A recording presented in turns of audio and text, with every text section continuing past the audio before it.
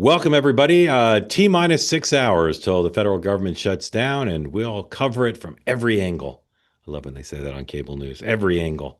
Welcome. I'm Mark Halperin, host of the Two-Way Tonight program, co-host of the morning meeting, host also of Next Up on the Megyn Kelly Network, and father of a rambunctious 8.5-year-old who couldn't care less about what I do for a living.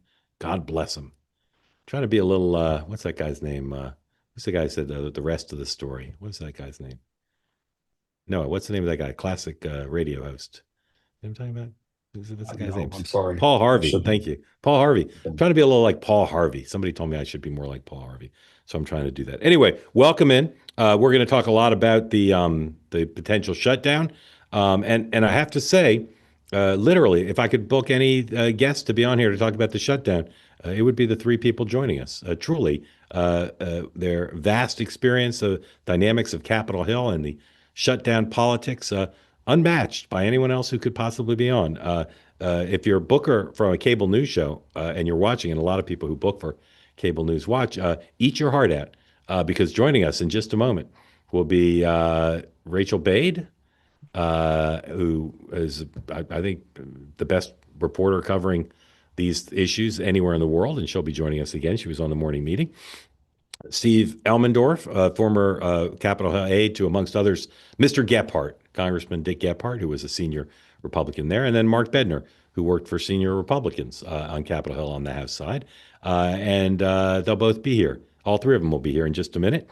And then we'll talk a little bit about the President's Day. He was over at Quantico with the Secretary of War, Pete Hegseth, speaking to America's military leaders convened from around the world. The media hated this meeting.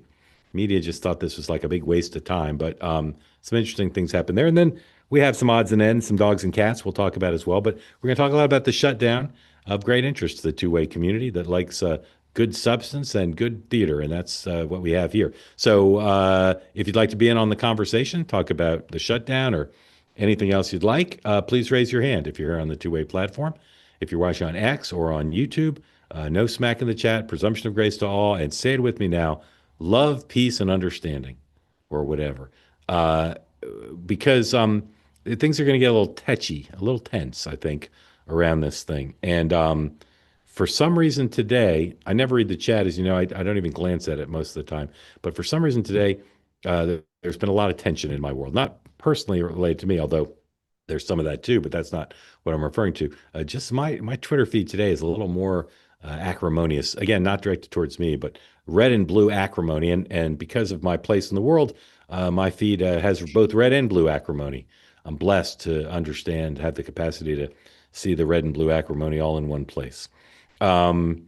Anyway, get ready because in just a moment, our guests will be here. We're going to run through the news together and then an opportunity for you to ask questions, make comments, or share recipes. We'll be able to do it all together. So stand by for that. First, a word from one of our sponsors, and it's a new sponsor to the show. If you weren't here last night, you missed your introduction to Fast Growing Trees, fastgrowingtrees.com. I got my tree in the mail the other day. Giant box. It was like Christmas in September. 7-foot tree. The great thing about fastgrowingtrees.com, if you want a tree inside your house, they'll give you some inside trees. Outside, plant outside, they'll send you that. And they will work with you based on your climate, your interest, how high your ceilings are, to send you the right tree.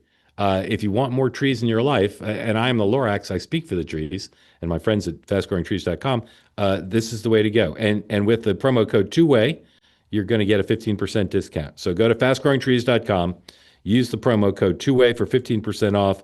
Perfect time, depending on where you live, but for many of us, it's a perfect time to plant trees. And I'll tell you again, it's very exciting to get a tree in the mail.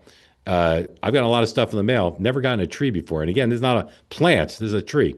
Again, fastgrowingtrees.com. I recommend it to you without reservation. Fastgrowingtrees.com. All right. Bring in our guests, because I'm not going to try to cover the shutdown by my lonesome. And these are three people who know all about shutdowns. Steve Elmendorf, known in Democratic circles as Mr. Shutdown. Vernon Jordan might have been Mr. Washington.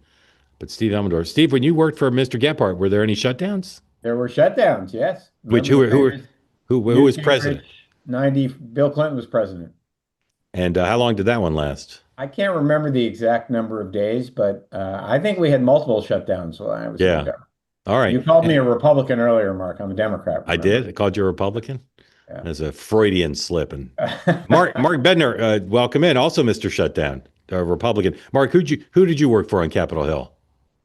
Sean Duffy, David Perdue, and Speaker McCarthy. So House Yeah. and Senate all Yeah. shutdowns on either side and potential defaults and everything in between. Yeah. You know about shutdowns. I don't think I knew you worked for the gentleman from Wisconsin, Mr. Charisma. Oh yeah, Yeah. we have the same accent, Yeah.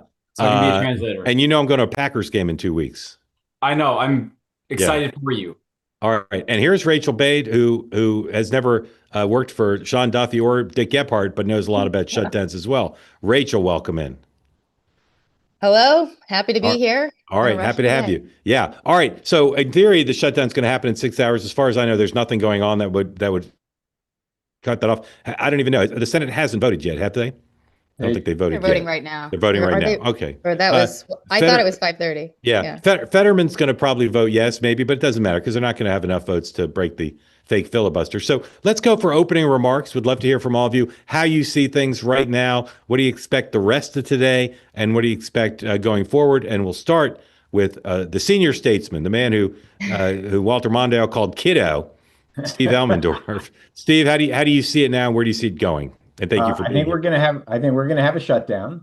I think the reason we're gonna have a shutdown is that all sides at the moment are comfortable with where they are, and the question will become once the shutdown starts, when do people become uncomfortable, and what events happen, to make them uncomfortable. But at the moment, they all see their own political benefit of being for a shutdown, of letting it happen, or whether you're for it or not, but letting it happen. And I think again, it's hard to predict. Right now, all the polling you see is about a prospective shutdown, not about an actual shutdown. And when you get into an actual shutdown, things happen, and people are inconvenienced. Or more than inconvenienced in many respects. And politically, either side could become, for various reasons, very uncomfortable in their position and decide that they need to get out of this. And I really can't tell you right now because we're in sort of uncharted territory with Russ Vought and Donald Trump, whether that uncomfortableness for either side will come in days or weeks. I don't think it'll be months. And I suspect it'll be sooner than people think, frankly.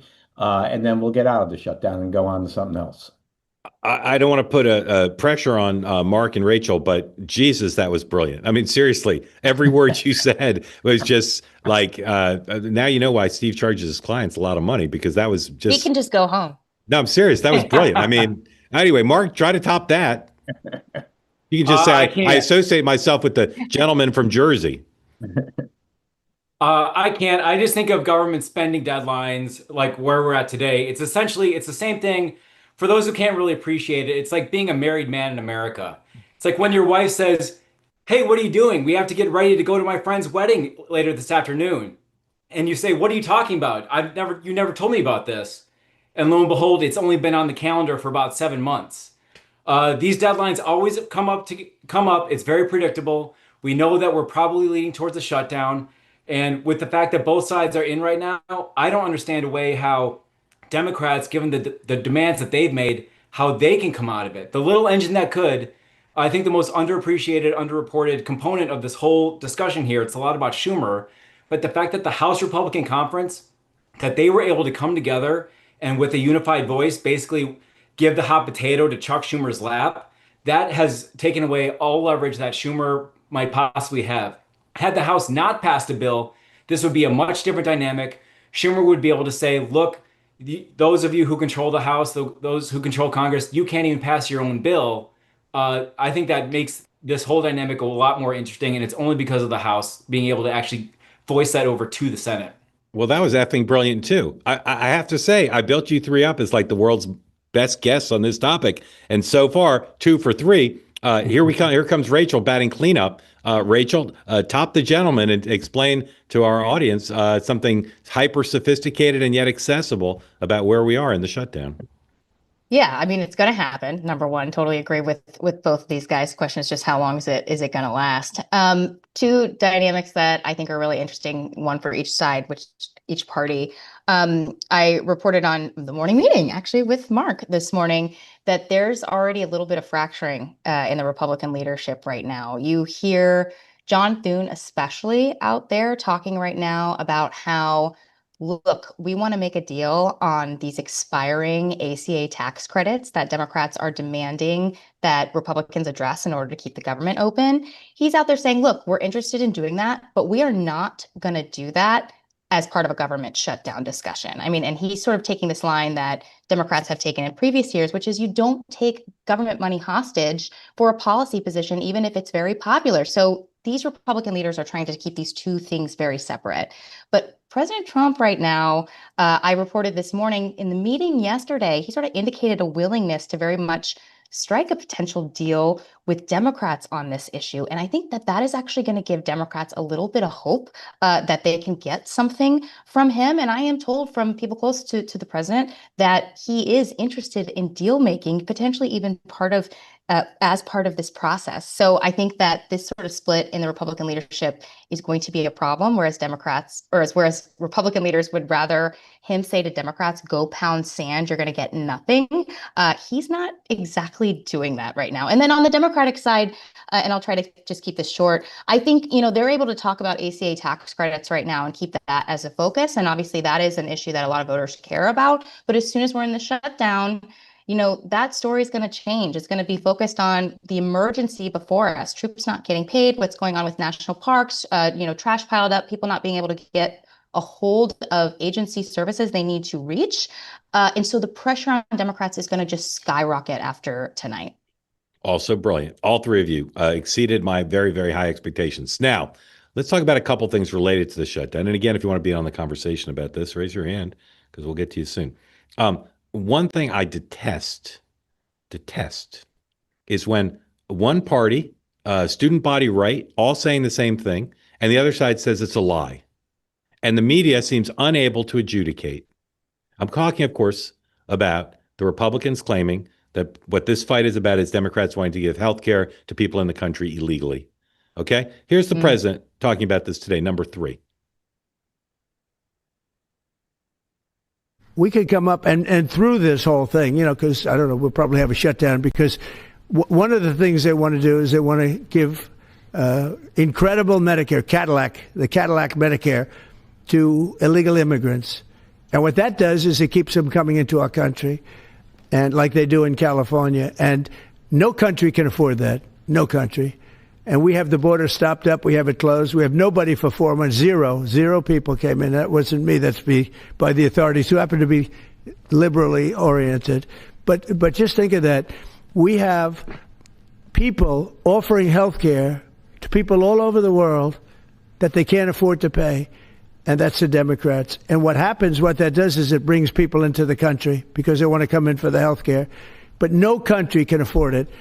And they can't afford it. So we cannot allow them to charge tremendous amounts of money for health care for people that aren't even citizens. And in many cases, they come in from prisons, jails, and mental institutions. And we can't let that happen. So Okay, I don't dye my hair. But if I did, I would give Dr. Oz a recommendation for something, because that's stunning to me, the way my friend Dr. Oz looks. Okay. So there's the president saying what every Republican member of Congress is saying.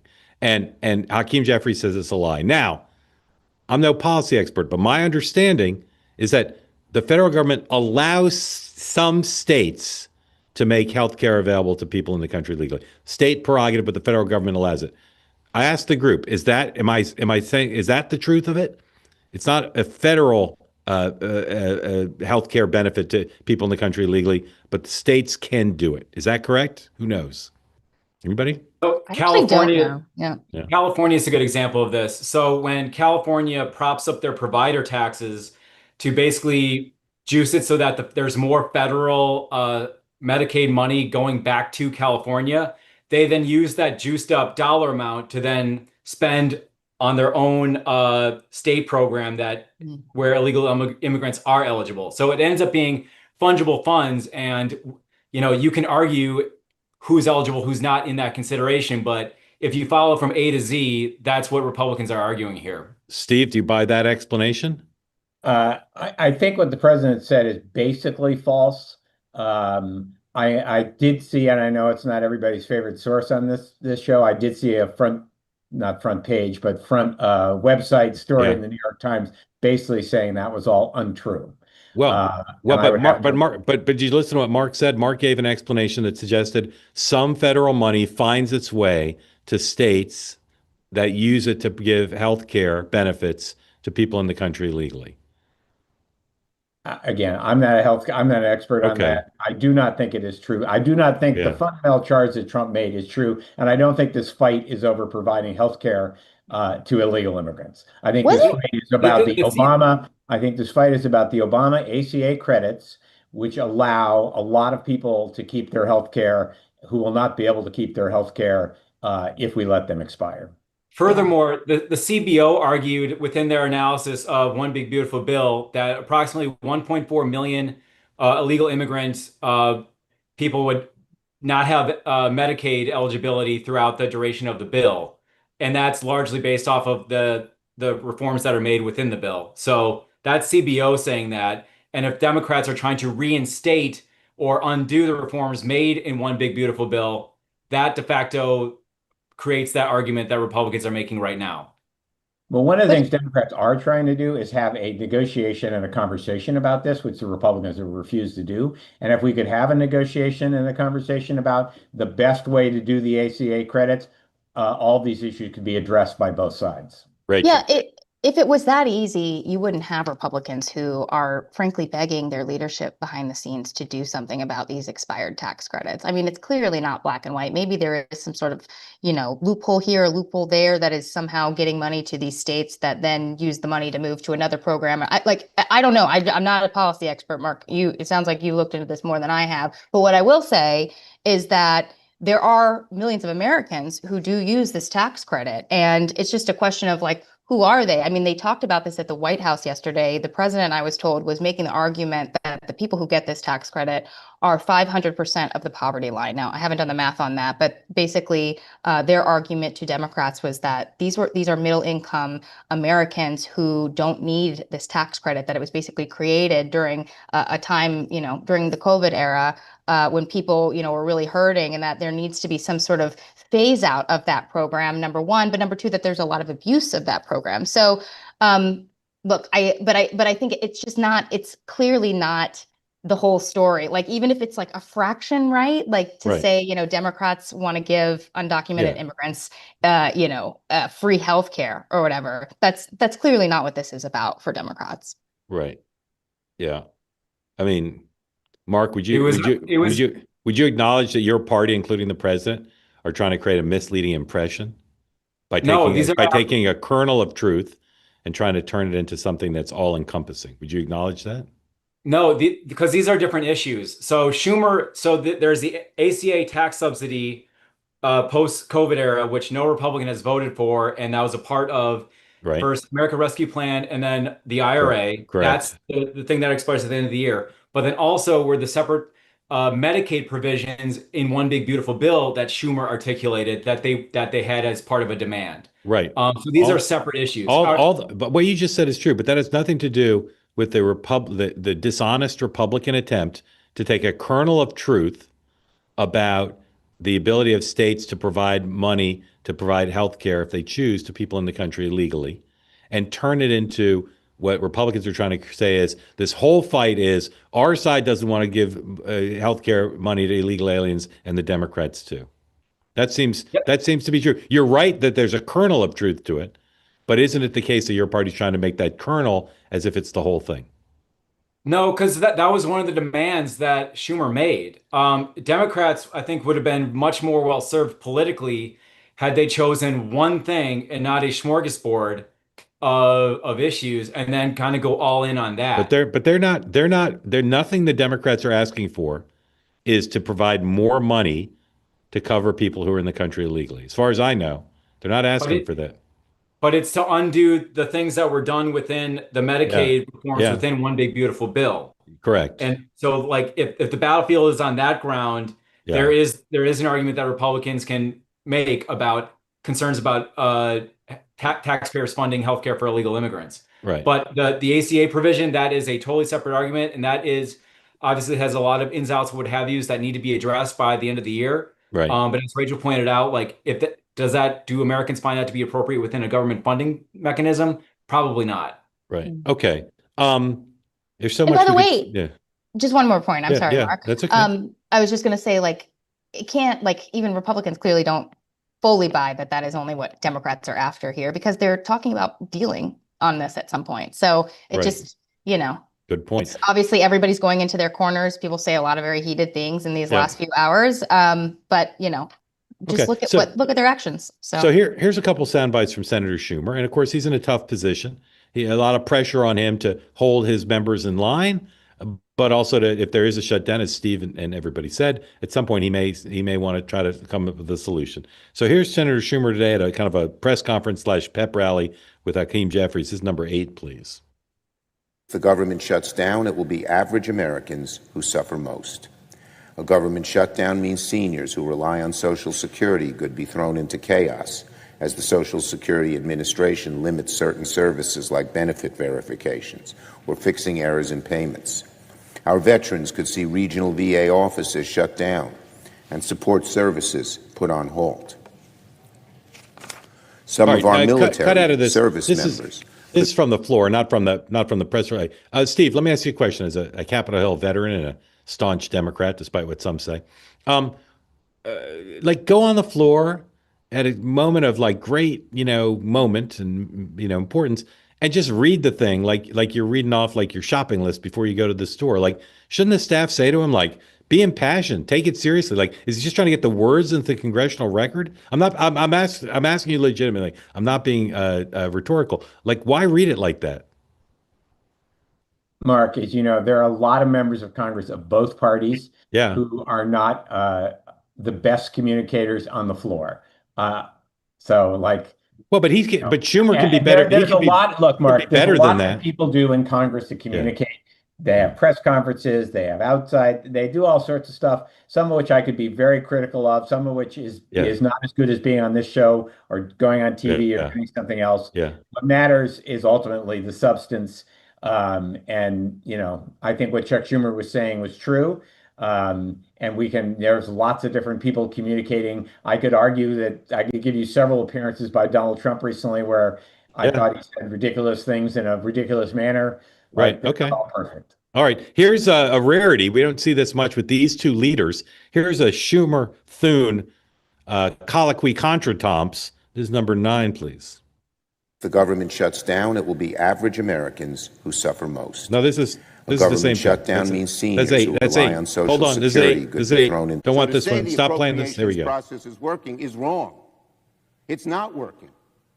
It's not working because the leaders wouldn't discuss it with us, as we discuss with Republicans on every single one of these, what should be in the bill and add to the bill. Please. So the senator from New York, the way that we've done it, and it's a different business model than the one he used, we actually have the Appropriations Committee sit down. And the date that they came up with, November 21st, was agreed upon by the House and Senate appropriators, Republican and Democrat. Would the Speaker yield? Would the leader yield? I will. And the Ukraine issue you're talking about wasn't a CR. That was an entirely different issue. So don't throw that into this mix. It was not. But It was what not we're an talking entirely about, different the issue. Democrat leader and his colleagues have the same leverage on November the 21st. This is a short-term CR. This is what we do all the time around here, as witnessed by the chart that you're just using there. 24 pages long, funds the government till November the 21st, at which time you have the same leverage then that you have right now, and we have until the end of the year to fix the ACA credit issue. And we're happy, as I said yesterday and have said on multiple occasions, to sit down with you to do that. Thank you. Now.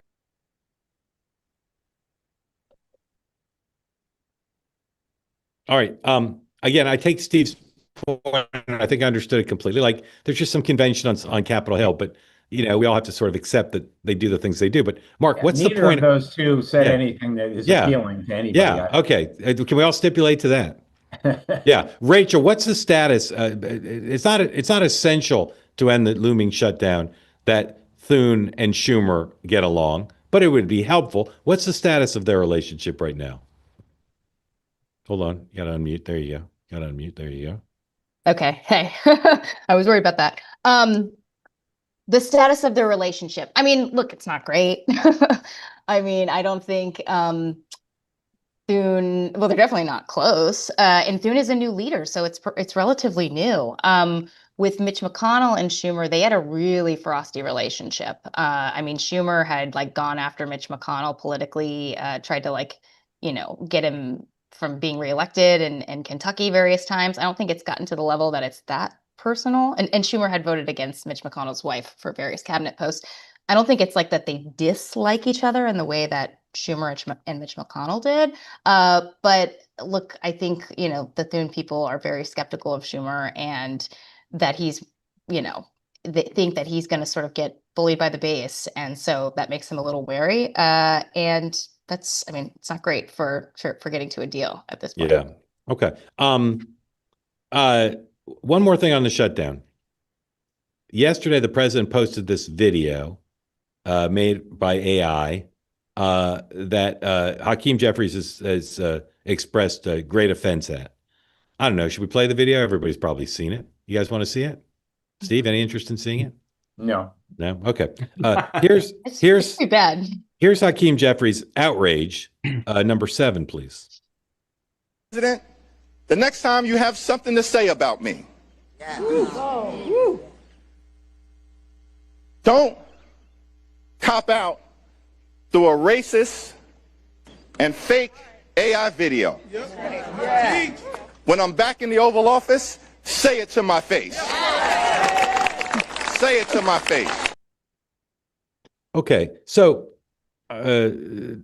Donald Trump's second to no one in posting offensive things. So let's just stipulate, like, but Steve, I could find with a few keystrokes a bunch of Democratic videos and images mocking Donald Trump for being overweight or whatever. Like, isn't this a little bit of a crocodile tear thing just to rally the troops? You think he's actually truly offended by a politician posting a meme? Well, it was an offensive and racist meme. But again, it's in a long series of things like that Donald Trump has done. I think my and his outrage would be he's the president of the United States. He's not a okay. Let me stop you. Let me stop you for a second. Commentator. He's the president. Barack Obama in Chicago at the Democratic convention mocked the size of Donald Trump's manhood. Literally, like used his hands to mock it. So, I mean, he's not the current president, but he's one of the more recent Democratic presidents. It's about not just what he said about what the meme said about Hakeem, but it used AI to have Chuck Schumer saying something that he did not say. And I don't know. I'm old, Mark. I live in a world where there used to be sort of a higher standard for people who are elected to public office and who sit in the Oval Office. Adam Schiff, again, I'm not defending what the president did. I'm just saying for your party to be on your high horse. Adam Schiff went on TV regularly and said, I have evidence that Donald Trump colluded with the Russians. Is that less offensive to you? That's a substantive issue that somebody can have a discussion about. He lied repeatedly about it. And again, I'm not forgiving what the president did, but he posted a video. Apples and oranges. That's a completely different discussion. Yeah, Schiff's is worse. It is apples and oranges. Schiff's is worse. I mean, it just to be so faux indignant. Nothing I like less, even than the thing I said before, than members of Congress pretending to be outraged to rally the troops. I don't think it was faux indignant. I don't think it was. Are you actual indignant? Mark, what do you think of what my colloquy here with Steve, in which I'm being faux indignant? There's kind of a double-edged sword here. On one hand, if you give an elected Democrat the opportunity to be offended, they will take it. Like, does anyone think that Hakeem Jeffries is not going to fundraise off this? Like, of course he will. But on the other hand, like part of like President Trump's genius, like 3D chess, in his way, Hakeem Jeffries is now talking about this and not any remote provision of like, we're talking about the fact that we're talking about this, not he's talking about this.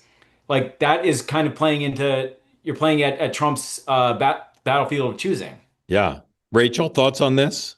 I mean, look, like this, it's hard for me to be surprised by anything President Trump puts on social media. So, like, I'm not surprised. Like, this just seems like I can see him and his staff sort of giggling about this as they're doing it. What is it helpful to getting a deal? Absolutely not. But like, I don't think he's like, and I know for a fact because I spoke, with someone who is familiar with, how this meeting went. My understanding is the president actually liked Jeffries more than Schumer, and that he's more distrusting of Schumer than he is of Jeffries. So I don't think this was an attempt by the president to specifically target and say what could be construed as racist things about Jeffries. I think this was the president, trying to throw a punch, and obviously it's not tasteful, but it's also this is like Donald Trump. It's par for the course almost. Yeah, it is. All right. I hope I made my position clear. I probably didn't. All right, let's talk briefly. Let's just talk briefly about the event at Quantico, and then we're going to go to people's questions on whatever you want. But I assume a lot will be on the shutdown. So the president, Hegseth spoke. Pete Hegseth said it wasn't acceptable to see fat generals and admirals because, quote, it's a bad look. The president walked in and didn't like the fact that the room was not boisterous and spent a lot of time. I'm sure, Steve, if you watched it, that thing made you crazy because he spent a lot of time just bragging on himself and in that audience, and having flown people in seemed like a bad idea. But here is one of Steve's favorite potential presidential candidates, Ruben Gallego, senator from Arizona, a military veteran. His critique of the president's event. This is number 11, please. Well, look, the president's an idiot. He doesn't actually understand how the military works. The first thing it's going to be is that most U.S. citizens will stand against that in civil protests. And you'll have many of us joining them in that if they try to do such a thing. Number two, the oath that our members of the military take, they will not be firing upon their own men and women, their own neighbors. Only, again, an idiot like Donald Trump would believe that such a thing. And thirdly, we'll do everything within our constitutional power to make sure we hold anybody accountable should they ever do something of that nature.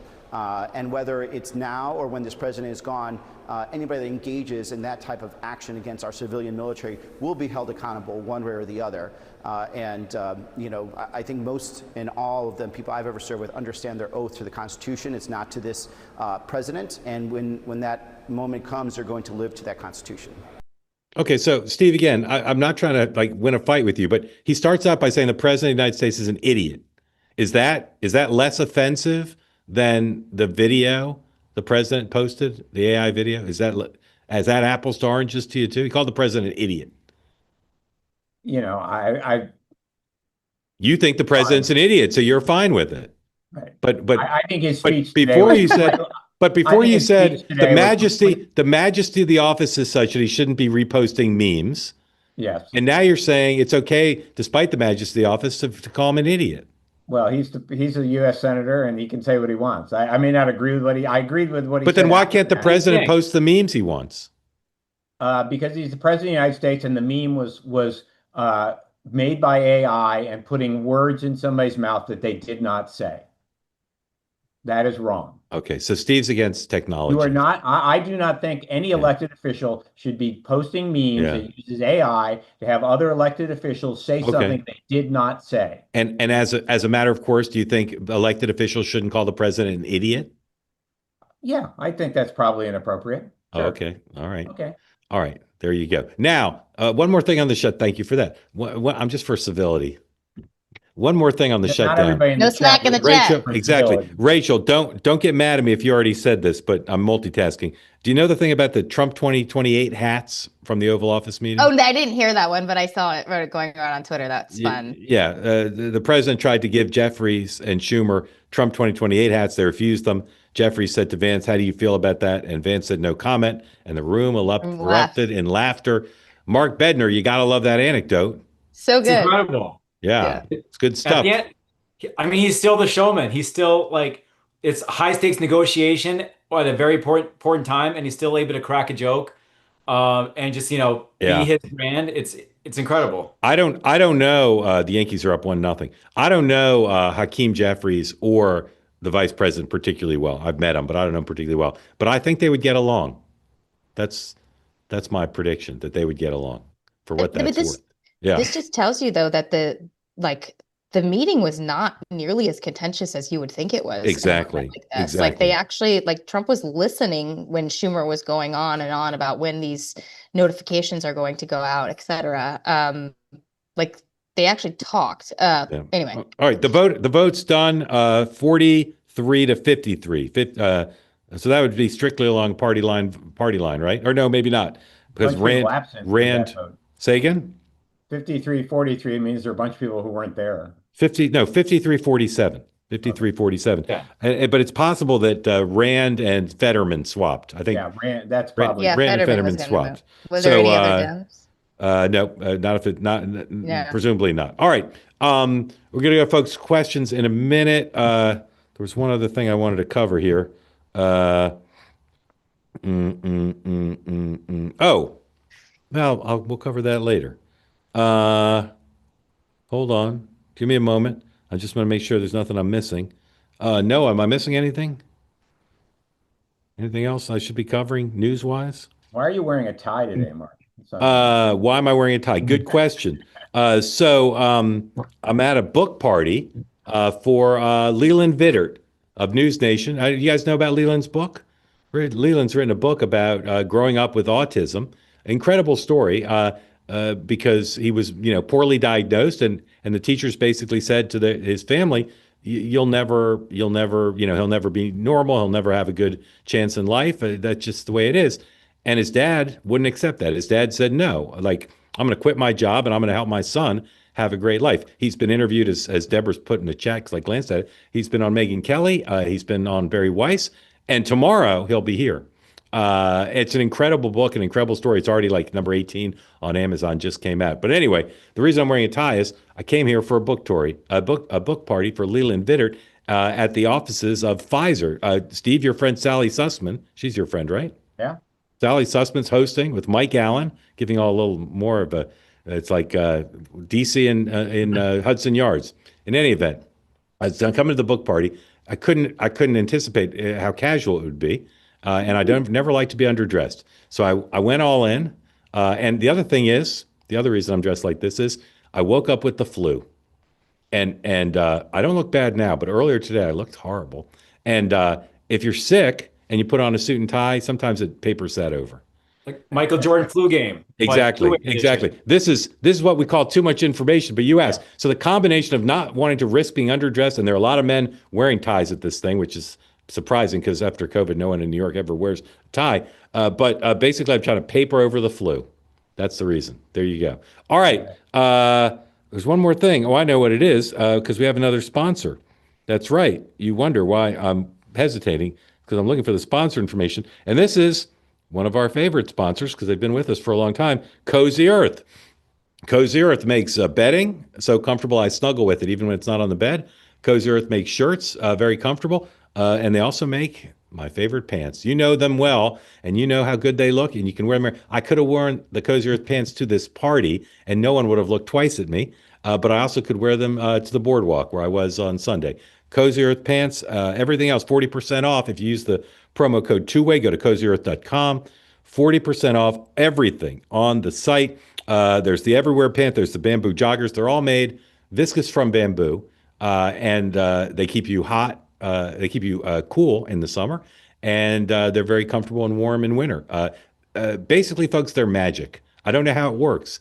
I don't know how one pair of pants could be worn at the beach and at a reception at Pfizer, as well on very hot days and very cold days. I can't understand it. It's probably voodoo, but nonetheless, you should buy them. Go to cozyearth.com, promo code two-way for 40% off the entire site. All right, here come the questions from the estimable two-way community. You'll come in, you'll unmute yourself, and then you will have the high honor and rare privilege of asking whatever you want of Rachel Bade, Mark Bednar, and Steve Elmendorf. And Harold, the floor is yours, sir. Thank you, Mark. I've watched your show all the time, but haven't been on here since I think like last year when the election. It's been forever. I thought maybe you'd left the country, Harold. No, I haven't. But I wanted to ask you today and ask your great panel about, I've spent some time today that I shouldn't have spent. I'm a lawyer. I don't know if I've ever told you that before, but I should have been doing all the stuff I was doing today. But I was spent an hour and watched Pete Hegseth's speech, and I am also an Iraq and Afghanistan veteran. I'm an infantry veteran, and so what he said really resonated to me.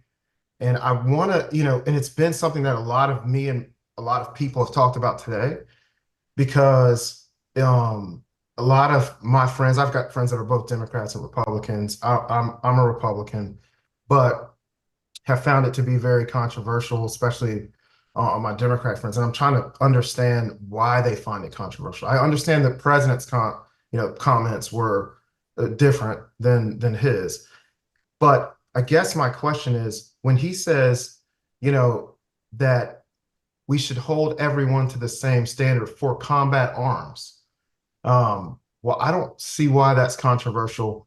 And I'm trying to understand that, because he didn't say that everyone in the military has a different, Right. but he's literally combat arms. So what, I guess that for me, that is refreshing to hear. I say that to say I served from 2004 to 2010 when women weren't even allowed in our unit, when they literally legally could not be in the infantry. That was under both Bush and Obama. And so that's not that long ago where, and so I don't think it's like crazy for him to say that. I just don't understand it. Yeah. So you want to know why are people criticizing him for saying that? Yes. Okay. Yeah. Mark, what do you think about that, or what? Yeah. Mark, thoughts on that? I mean, it's really interesting. This appears to me one of these issues where folks like the Bill Maher's of the world will appeal to liberals and say, look, conservatives, Republicans, they're winning on these issues, not because they're going out of their way to prod anything. They're just reverting back to what appears to be common sense. And this seems to be one of those situations where if Secretary Hegseth or the president were to issue out a policy like this for military readiness, and if Democrats or liberals, if they take the bait, that sets our whole country back. To me, this seems pretty straightforward, Harold. I agree with you. But yeah, I think it's a situation where the left should restrain their critique of it. Can I Steve, just ask yeah, a question? go ahead. Of course. Go ahead, Rachel. I have a question for you, Harold. Like, I remember asking about this when Hegseth was sort of going through the process of getting confirmed and like reaching out to like Joni Ernst allies, obviously military combat veteran herself, who was potentially not going to vote for Hegseth for a hot second. And I thought I had heard someone close to her argue to me that they're already the same standard. Do we know, is it for sure that there's a different standard for women? Or like, are they just kind of saying something to make it seem like an issue when it really isn't? That's a good question. No, that is, and I don't know the 100% correct answer to that. I do know when I was in I think what he's referring to is sort of like the PT test standards, which is not the only thing that like matters in war, obviously, but there is a different, so women only have to do a certain amount of push-ups versus men having to do this amount of push-ups and have to run a different 2-mile time as to men running a certain 2-mile time. And it's sort of like those standards are different. And I think what he's saying, wasn't sure. I think what he's saying is we're going to make those standards the same. I thought he was very nuanced in his speech, actually. I thought he said, there's nothing wrong with women meeting that standard, but we need to have a gender neutral standard instead of having two standards. And I think because at the end of the day, I say this as a person, obviously, that has, not obviously, but has been in many hundred combat missions. I spent a year plus in Iraq in 2005 and 6 and a year in Afghanistan. There can't be a separate standard. The enemy of the United States doesn't care who you look like or what you look like or what your gender is or any of that. It's got to be the same people. So that I thought it was compelling, but yeah. Steve, thoughts on this? I don't like to talk about things I don't know anything about. I I have no idea about the standards in the military. It's not my world. I wish it, maybe it should be. I do think that I saw today we have 200,000 women who serve in the U.S. military. I think it's important that we have a diverse military, both in terms of race and gender, that looks like America. And I think the fact that we have 200,000 women, they're doing very valuable jobs and they're serving their country. And we should hold everybody shouldn't be held to the same standard for every job, because some jobs are different, and it may be that people are doing different jobs. I didn't hear Hegseth's speech as described by Harold. I don't have a problem with what he said, but again, But I try at not to least talk about things I didn't hear. at a minimum, it's really refreshing to see a Secretary of Defense who's out there, who's proactive, who's engaging with the public and the military, compared to, Secretary Hicks' predecessor, who went to the hospital and he didn't even tell the commander in chief about it. This is really reinvigorating for, I think, the department and for the administration, for the country, that you have an active, engaged Secretary of Defense. Yeah, I've also heard that his numbers with the troops are like really high. I don't know if you know, I believe Harold, it. but like he's very popular with the troops. Yeah. That doesn't surprise me at all. But Yeah. Very grateful to you, Harold. Thank you for that. Thank you. Please come back regularly. Steve, my only comment to you is if you don't like to comment on things you don't know a lot about, never agree to host a show on cable news or two-way. That would be a big mistake. All right, Haley, welcome in.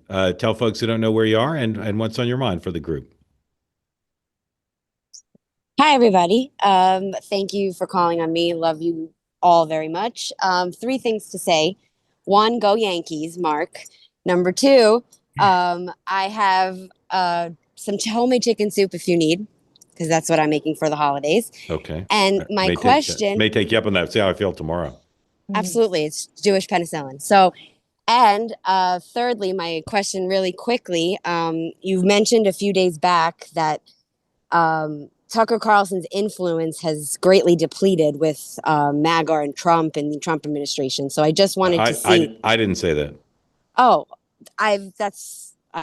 Maybe somebody else on the platform did. I didn't say that. Okay, my apologies. That's okay. So somebody said it, because I only listen to you guys. So I wanted to know if that was true, or if if there is, because of everything that's been conspiring with him lately. I just wanted to know if there was any truth to that. Okay. Anybody here want to weigh in on that before I do? You guys may not be your area of expertise.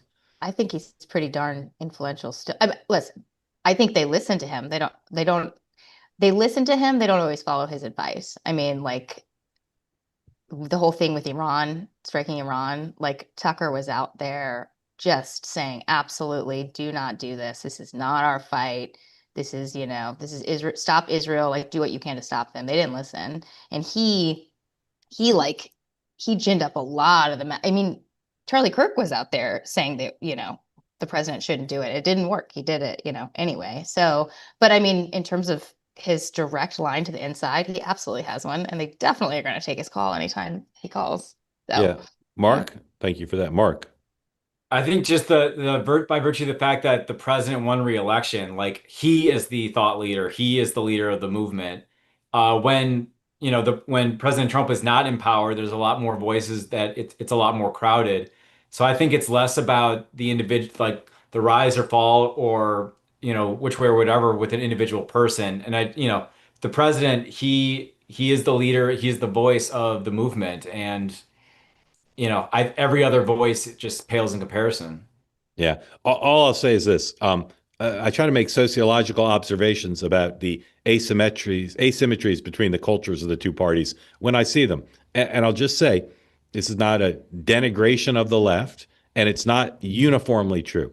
But in my experience in the Trump era, there can be extremely rough stuff between leading MAGA figures, and the next day you could see them having dinner. Or being allies. They just accept a level of ferocious combat and tough rhetoric, like Steve Bannon, Roger Stone, Tucker, Candace Owens. They'll say stuff, and you'd think, well, those two people can never be friends again. And then literally the next day, they'll be on a text chain. The left seems, right now, I'm not saying this is always true, but right now the left seems like the like the sensibility is more unforgiving. Like somebody says something like some people have said about Tucker, or Tucker said about some people, that'd be like a relationship ender, or a long time before they'd be allies again. It's just not the case in MAGA. They just have a really thick hide about stuff, and I think you might have seen some things, and some people may have interpreted some things regarding Tucker that might seem like, well, that's going to be a permanent break. It's really not. And the other thing is, as you know, I was down in Arizona for the memorial service for Charlie Kirk. Tucker spoke, and I saw interactions. He's that the emotion of that, and Tucker's closeness to Charlie, because Tucker and Charlie were extremely close. That I think has healed some wounds with some people with Tucker because of the shared grieving. Hope I explained that well. All right, Haley, thank you. Grateful to you for coming on. All right, mindful of the clock, mindful of the fact that the Yankees are inexplicably up still 1-0, distracting me to no end. All right, Jack, welcome in. Unmute. Tell folks who don't know where you are and what's on your mind for our extraordinary trio. Hello, calling in from Belfast, Maine this evening. I was really a little regretted seeing the president this afternoon speaking to all of those generals. I thought Pete Hegseth had probably gave the best speech I've ever seen him give. I realize he's a pretty highly trained communicator, but he had a lot of good stuff to say, and I think a lot of that had to be said. Regrettably, though, the president seemed to try to turn this back into a campaign rally in many respects, like he did going off on the Charlie Kirk funeral. He has a tendency to do that, and I think it hurts him personally. Yeah, Jack, I'll give you some advice. He'll never expect him to change. That I don't. This is what it'll be like. That's wishful thinking. Yeah. Mark, what do you think of the president's speech? I don't know how much of it you saw, but he was great. It was him, like that, for him to talk to a audience about his accomplishments in office. Like, I think the fact that the press coverage was pretty negative right off the bat, and you juxtapose that to Biden's 2022 address with two Marines behind him with the Palpatine-esque red weird lighting, and the press coverage from that was completely glowing. I think the fact that the president was able to stay within his personality and get his message across, that's who he is. He's talking to he's reaching his audience, his voters, and to do that, to be center stage on the precipice of a government shutdown, that's great for him to be continuing to talk about all the good things that he's doing. All right, Rachel. Was that was a speech where he talked, Jack, about having American cities be, quote, training grounds for the military, right? Yeah, I think so. Well, for example, he was talking about tariffs and a number of other things, and I would just rather have him continue on as Secretary Hegseth did with some of the key military things that you want to be talking to an audience of general officers, rather than lurching off into the more political realm. And I realize they're politicians, of course, but it's I just was I regretted that he did that. It's called the weave, Jack. Yeah. The president calls it the weave. Jack, I will say, go ahead. Go ahead. Sorry, Mark. No, you go, Rachel. Thank you, Jack. Go ahead, Rachel. I was just going to say, I was just on CNN Jake Tapper's show talking about that speech, and specifically using the Democratic cities as a training ground for the military. I mean, I've said this before. I've written it in columns, multiple times. I think the crime issue really serves Republicans much better than Democrats, if done correctly and, messaged the right way. But obviously talking about declaring war on American cities is probably not that. So I'll just leave it at that. Okay. I believe Angus King may have also voted for the CR. So that means some other Republican voted no, right? Don't know who that would be. Anyway, that means they've got two as they start to try to build towards the number they need to break the filibuster. All right, shifting gears a little bit. Steve, Mark, Rachel, what do you guys use AI for in your personal and professional lives? Use it for a lot of stuff? Use it all the time. I use it both. I use it a lot personally and professionally. I use it for travel. I use it for medical. I use it for asking questions about. I just used it to ask how many shutdowns did we have under Bill Clinton and how many under George W. Bush, and the answer is 2 under Clinton and 0 under Bush. Okay, Mark, do you use it a lot? Yeah, for very particular reasons. Like, who is the last Green Bay Packers running back to score 3 touchdowns in a game? Like, AI, ChatGPT will figure that sort of stuff out. Yeah, although you could do that on Google, to be fair. But ChatGPT will make charts and Rachel, are you using it a lot? No, you're muted. Sorry. Go ahead. I'm sorry. I keep getting kicked out of the conference room, so I'm muting myself as I'm begging for just a few more minutes. Was the question, do I use ChatGPT? Yeah. Oh, absolutely. Smart questions I should ask this person. Give me some background on, XYZ. And I want to take a class on how to use it better. Yeah. To make myself more all right. efficient. Well, that's a good segue to the reason I brought this up. The episode of Next Up on the Megyn Kelly Network that I recorded earlier today, interview with Mark Andreessen. Literally one of the smartest people I've ever talked to, and I've had the pleasure in my life of talking to a lot of smart people. And one of the things we talk about is how to use ChatGPT. If you're a newbie, if you don't use it, and Mark walks through best practices, and it was helpful to me, and I use it pretty similar to you all. But I strongly recommend you watch it. If you've never used it, or you've only used it a little bit, and you don't really understand what the potential is, because it's not about the haves versus the have-nots. It's not about elite, well-educated people using it versus not. There are a lot of people who anybody could use it. You have access to the same technology that Mark Andreessen has. So I strongly recommend you listen to it if you want to learn best practices. My favorite thing was I just on the fly, I said, what if I owned a bakery? What could I do with ChatGPT? And he just had off the top of his head a bunch of genius ideas about how to use it. So again, I recommend it to you. We also talked about China. Does China have an advantage over the United States in AI? And if so, where? Here's a bit of my conversation from Next Up with Mark Andreessen. Mark, are you of the school that says that the United States is in an existential struggle with China? Do you subscribe to that point of view? I was going to say, I hope that's not true, right? I hope this is not going to walk all the way to the situation that we ended up in with the Soviet Union. Like you, I grew up in an era. I'm sure. See if you remember this. I growing up thinking there was a significant chance that we're all going to die, from nuclear war. And so I hope it doesn't get back to that level of intensity. But I do think there are a lot of historical parallels to what happened between the U.S. and the USSR in the 20th century.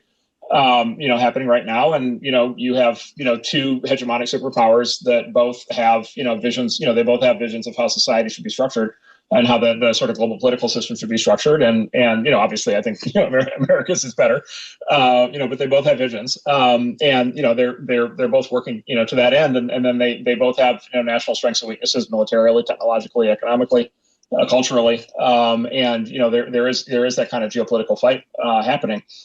So I hope we stay in this kind of, I don't know what you call it, mode of co-opetition, tension without military strife. I hope we stay, in that mode, but it's a sufficiently fraught situation, that we certainly need and by the way, have a national strategy for how to win that. And we need to make sure that we do.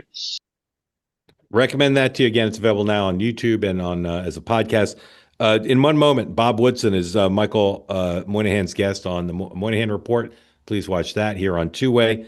And then don't forget, on Friday at 2 p.m. Eastern Time, David Bonson will be back an hour for Two-Way community members only. You can go to my Substack or go to our website to sign up. David will be talking about the impact of tariffs and the economy generally. So join us Friday, 2 p.m. And of course, I'll be back tomorrow, 9 a.m. Eastern Time with Sean and Dan. We'll have the latest on the shutdown, overnight activities, and maybe we'll all be surprised. We'll wake up and they'll have settled it. Probably not, but maybe.